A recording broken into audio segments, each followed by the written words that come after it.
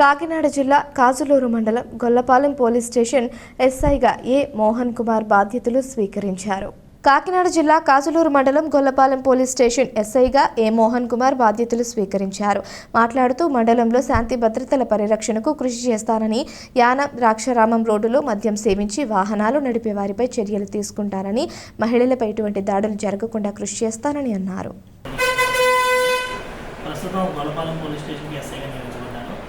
ఇక్కడ ముఖ్యంగా ఏదైతే యానం నుంచి అక్రమంగా మద్యం తరలించబడుతుందో దాన్ని అరికడతాం.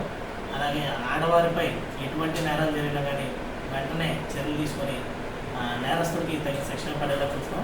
అలాగే అసాంఘిక కార్యక్రమాలకు ఎవరైనా పాల్పడితే వాళ్ళపైన వెంటనే చట్టపరంగా చర్యలు తీసుకుంటాం.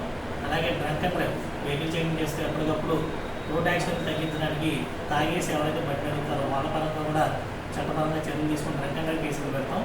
అలాగే రోడ్డు పక్కన తాగుతూ వచ్చిపోయే ఆడవారిని ఇబ్బంది పెడుతున్నటువంటి వ్యక్తుల మీద కూడా కేసులు రిజిస్టర్ చేస్తామని చెప్పి థ్యాంక్ యూ.